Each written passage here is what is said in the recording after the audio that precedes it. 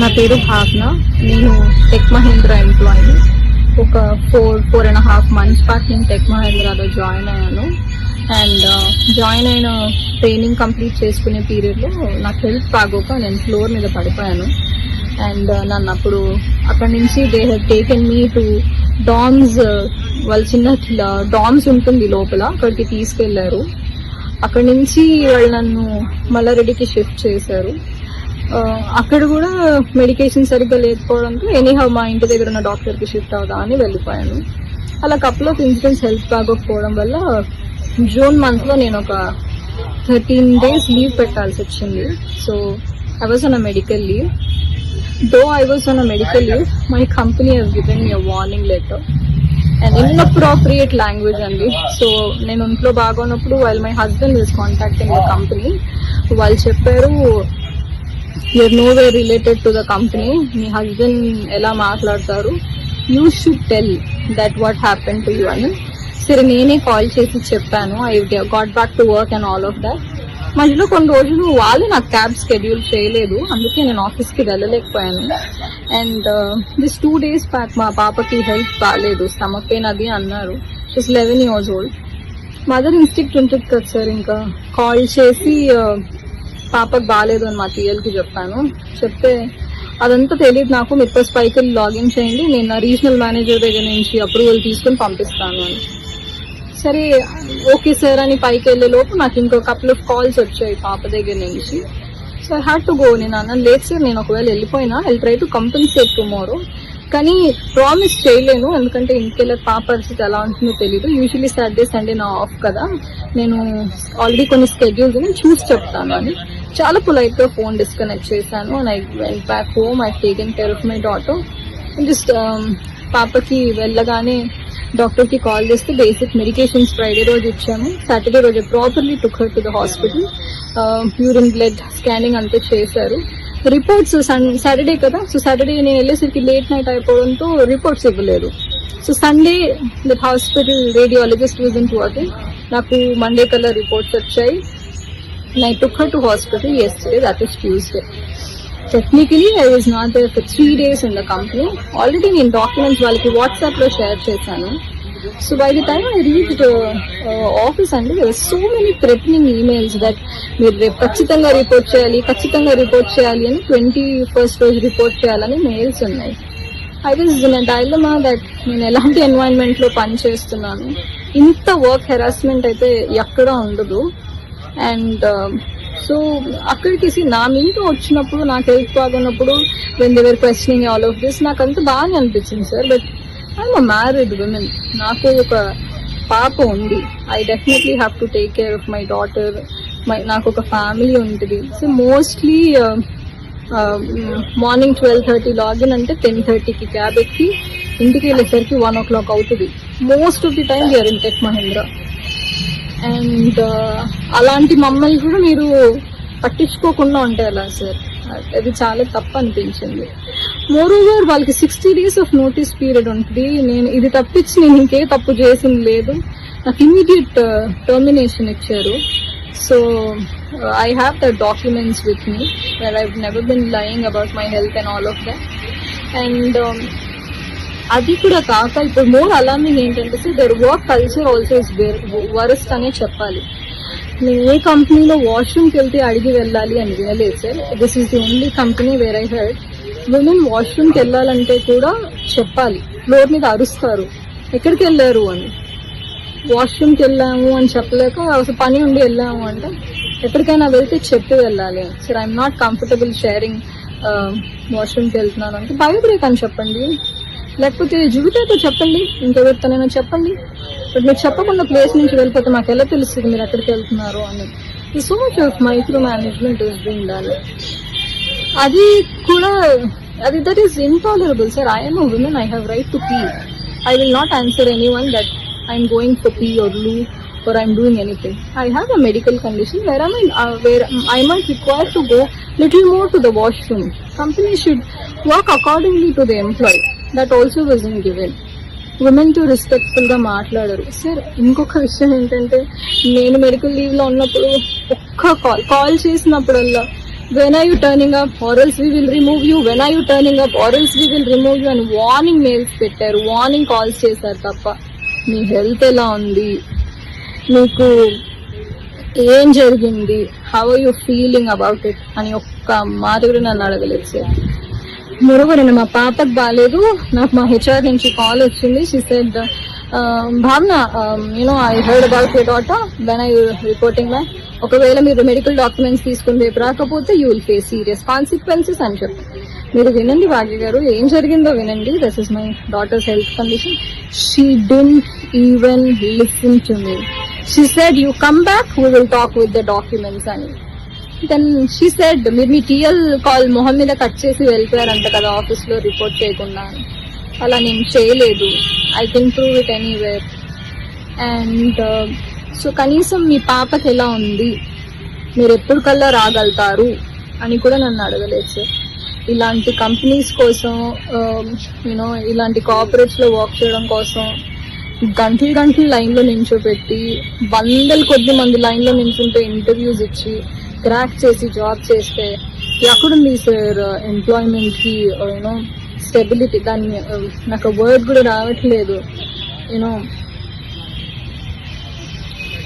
ఎక్కడుంది sir employee security? విమెన్కి respect లేదు. Women employees అంటే ఫ్లోర్ మీద నించుని అరిసి మాట్లాడతారు, క్యాబిన్ కాన్వర్జేషన్స్ ఉండవు. ఒకసారి ఇలాగే అరుస్తుంటే క్యాబిన్ కాన్వర్జేషన్స్ కావాలి, మీరు ఇలా ఫ్లోర్ మీద నా గురించి అరవద్దు అంటే దెన్ సార్ నేను హాస్పిటల్లో నేను మా పాపని చూపించుకోవాలా, వీళ్ళు పెట్టే వాట్సాప్ మెసేజెస్ కి రిప్లై ఇవ్వాలా, వీళ్ళు పెట్టే ఈమెయిల్స్ కి రెస్పాండ్ కావాలా నాకు అర్థం కాలేదు. ఇవాళ మార్నింగ్ కూడా నేను ఆఫీస్ క్యాబ్ లోనే ఆఫీస్ కి వెళ్ళాను, మెయిల్స్ అన్ని చదివాను. నాకు చీప్ అనిపించింది that I should this has to be reported అని. So I started reporting in the police station. ఒకటి మాత్రం నిజం, నేను ఒక్కదానే కాదు ఇలా ఫేస్ చేసేది. నేను రోడ్ మీద వచ్చి నించుని నాకు ఇలా జరిగింది అని అంటే నాతో పాటు కనీసం ఇంకో 10 మంది ఆడపిల్లలైనా వస్తారు that they are harassing women like hell అని. సో నా రిక్వెస్ట్ ఏంటంటే దయచేసి విమెన్ ఎంప్లాయీస్ని విమెన్లో ట్రీట్ చేయండి. వాళ్ళకి కూడా ఫ్యామిలీస్ ఉంటాయి, వాళ్ళకు కూడా పిల్లలు ఉంటారు. ఫోర్స్ చేసి రండి కంపెనీకి లేకపోతే జాబ్ తీసిస్తాం అనొద్దు. అండ్ మెడికల్ కండిషన్లో ఉంటే మాకు హెల్త్ ఇన్సూరెన్స్ ఉంది, హెల్ప్ చేయమంటారా, ఇంకేదైనా కావాలా అని హెల్ప్ చేయడానికి ట్రై చేయండి.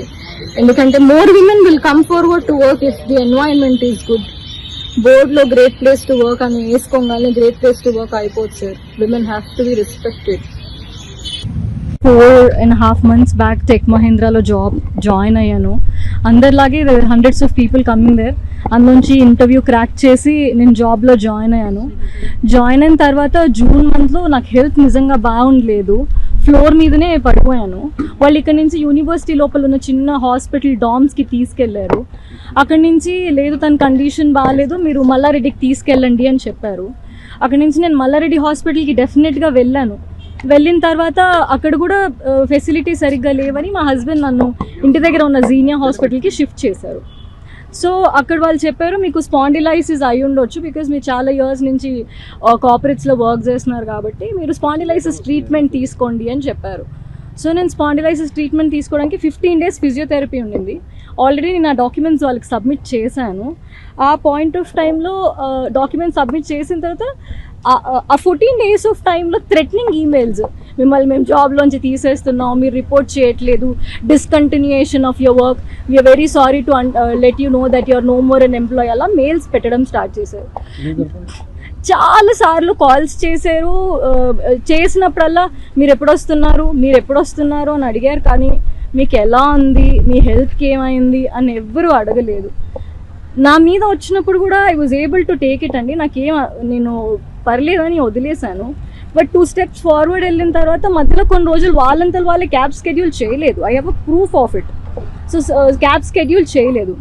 ఫ్రైడే ఏం జరిగిందంటే మా పాపకి ఒంట్లో బాగాలేదని నేను కాల్ చేసి చెప్పాను.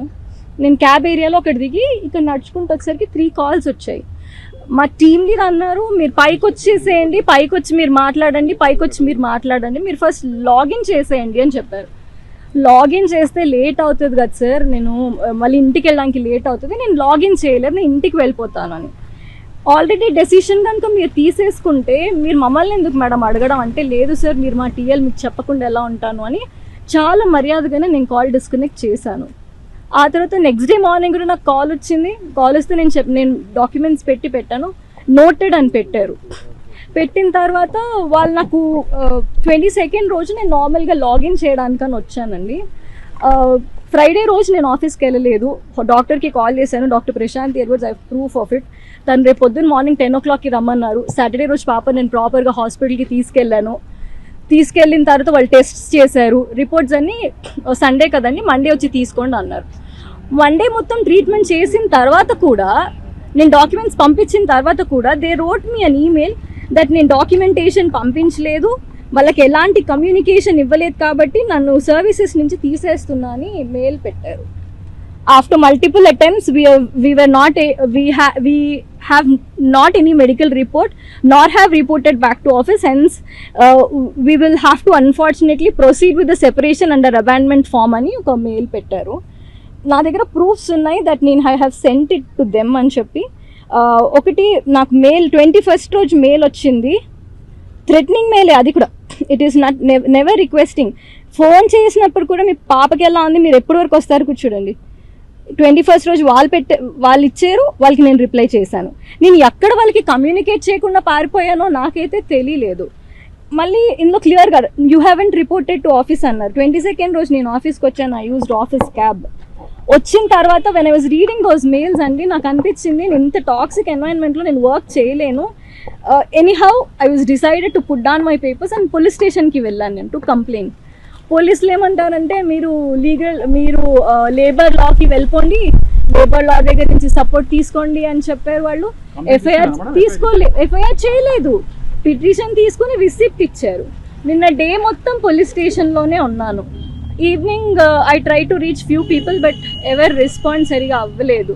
ఒకటి అయితే నిజం, this is a very toxic environment for especially for women to work. వీళ్ళ లంచ్ సిస్టమ్స్ కూడా చాలా వెరైటీ ఉంటాయి సార్. 3:30కి లంచ్ స్టార్ట్ చేసుకుంటే 13 మెంబర్స్ ఉంటారు. Per head half an hour, 4, 5, 6, 7 last member అన్నం తినే వరకు 9 o'clock అయిపోతుంది. సో వాళ్ళకి స్ట్రిక్ట్ లంచ్ బ్రేక్స్ లాంటివి కూడా ఏవి ప్రాపర్గా ఇవ్వరు. మోర్ ఓవర్ విమెన్తో అరిచి మాట్లాడడం సార్. వీళ్ళకి టేబుల్ కాన్వర్జేషన్స్ అని క్లోజ్ రూమ్ కాన్వర్జేషన్స్ అలా ఏం ఉండవు. ఫ్లోర్ మీద నించుని అరిసి మాట్లాడతారు. ఎవరైతే నాకు కాల్ చేసి, నా బాధ అంతా ఏంటంటే సార్, మీకు ఎలా ఉంది అని కూడా అడగకుండా మీరు ఎప్పుడు వస్తారు అని అడిగి జాబ్ నుంచి తీసేయడం కాకుండా, I'm not fighting back that I get back to tech Mahindra. I'm fighting for the harassment caused by them. 4 months నుంచి సార్ మా టీఎల్ వచ్చేసి శివసాయి పున్నా అండ్ భాగ్య. అంటే సార్ ఎవరికైనా కష్టం వస్తే హెచ్ఆర్తో చెప్పుకుంటారు, రైట్? మీరు ఎవరైనా హెచ్ఆర్తో చెప్పుకుంటాం. మేము హెచ్ఆర్ఏ కాల్ చేసి థ్రెటన్ చేస్తారు సార్. ఆమె ఇఫ్ యూఆర్ చెప్పడానికి కూడా ట్రై చేస్తే come with documents then I will talk అంటది. ఒక ఆడ మనిషి అట్లీస్ట్ దే షుడ్ లిజన్. ఆవిడ అది కూడా వినదు. తర్వాత మీరు చూసినట్టు మా head of the department Rafi గారికి నేను మెసేజ్ పెట్టాను వాట్సాప్లో. వాళ్ళు అనడం ఏంటి అని అంటే, మీరు మాకు మెయిల్ చేయలేదు అని. Anything is a communication, right? So నేనేమన్నాను అంటే, what I'm trying to say అంటే సార్, కార్పొరేట్ ఎంప్లాయీస్కి ఏదైనా జరిగితే లేబర్ కోర్ట్కి మాత్రమే వెళ్ళాలి. అక్కడ 2 years 3 years కేసెస్ అంతా అలా పెండింగే ఉంటాయి, కానీ అది ఎప్పటికీ రిజాల్వ్ అవ్వవు. ఓకే, మోర్ ఓవర్ సడన్గా జాబ్ నుంచి తీసేస్తే వాట్ అబౌట్ మై ఫ్యామిలీ? ఇప్పుడు నాకేం కావాలి sir? I want you to run a campaign that నేనే కాదు, చాలా మంది ఉంటారు ఇలా లీవ్స్, మెడికల్ లీవ్స్ రెస్పెక్ట్ చేయకుండా, బ్రేక్స్ ఎక్స్పెక్ట్ చేయకుండా ఎవరైనా ఎలా అయితే పని చేయలేరు సార్. నేనేం ఎక్స్పెక్ట్ చేసినాను తెలుసు సార్, ఎవరైతే నన్ను జాబ్ నుంచి తీసేసారో, ఎవరైతే ఈ ఈమెయిల్లో ఇంక్లూడెడ్ ఉన్నారో వాళ్ళందరినీ టర్మినేట్ చేసేంత వరకు నేను వదలను సార్. నేను ఇక్కడే కూర్చుంటాను until I get the information.